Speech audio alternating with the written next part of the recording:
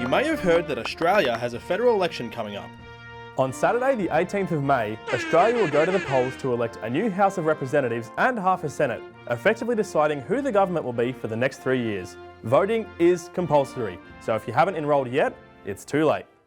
If you don't have a valid reason for not voting, you'll have to pay the fine. But what if it's your first time, or you just have no idea what you're doing? Here at The Morning Tea, we want to give you a crash course on how it all works. This is Bridget. She's enrolled to vote, but she doesn't know what to do next. Who do I vote for? Where do I go? What do I do when I get there? First, you need to figure out which electoral division you're in. Head to the AEC website, pop your details in, and you'll see your electorate.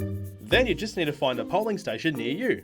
But I can't vote on an empty stomach. Well, wrap your laughing gear around this. Democracysausage.org has a comprehensive database of polling stations and the food they have on offer, from sausages, sweets and coffee to vegan and halal options. Cool. I found one. Alright, let's go.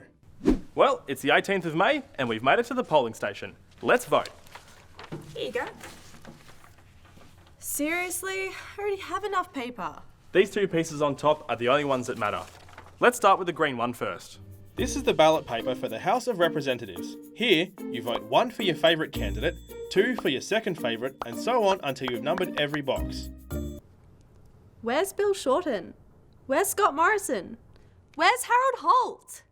Unless you're in the same part of the country as the party leaders, you won't be directly voting for them. The party that wins a majority of seats becomes the government, and the leader of that party becomes the Prime Minister. It'll probably just be Labor or Liberal. Why do I have to put a number next to every other candidate? Aha! A candidate needs more than 50% of the vote to win. Basically, if nobody has the majority after the first count, the loser is eliminated, and their 2 votes are counted for everyone else. This keeps going until someone wins. And there's nothing stopping a minor candidate from winning. Yeah, that's true, I guess.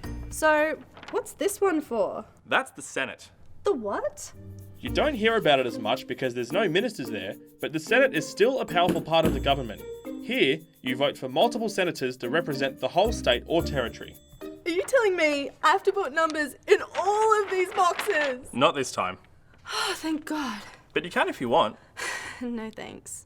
You only need to number your first 6 preferences if you're voting for parties.